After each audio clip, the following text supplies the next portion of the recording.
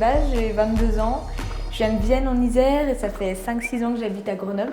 Donc voilà, je fais du ski depuis que j'ai déménagé à Grenoble, donc depuis 6 ans on va dire.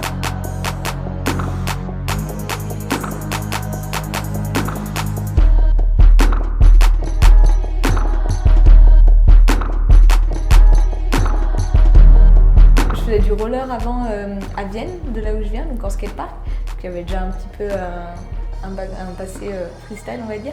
Et en arrivant à Grenoble avec les études, c'était vraiment possible d'aller skier souvent parce que les montagnes sont beaucoup plus accessibles. Je me suis fait tout un groupe d'amis où on allait skier vraiment souvent et du coup de plus en plus j'ai accroché et petit à petit je me suis mise à faire des compétitions aussi.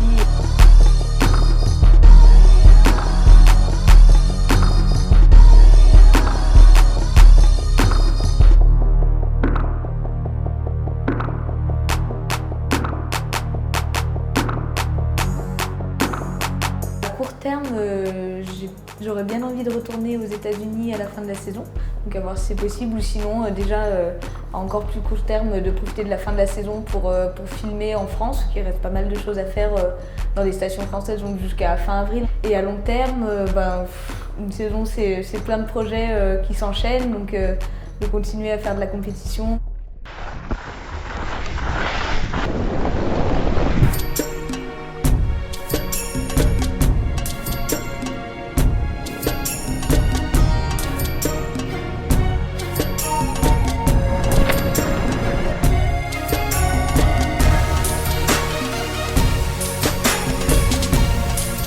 Ma participation au Nine Queens, donc un événement où on passe une semaine à filmer sur un château, sur un gros clicker en forme de château, donc un événement réservé aux filles.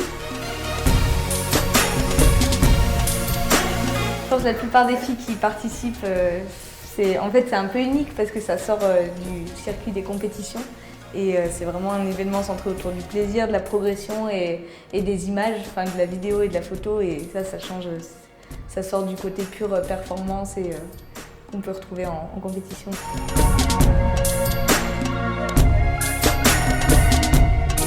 Ça aussi qui fait que c'est un petit milieu où on se connaît tous et où il y a une super ambiance. Le ski freestyle féminin, là, ces dernières années, moi je trouve qu'il a plus ou moins explosé, voire vraiment évolué avec déjà de plus en plus de rideuses. Il y a vraiment des rideuses qui poussent vraiment le sport au niveau des figures et des tricks, comme dont Lisa Timmerman et Kelly Sindaru.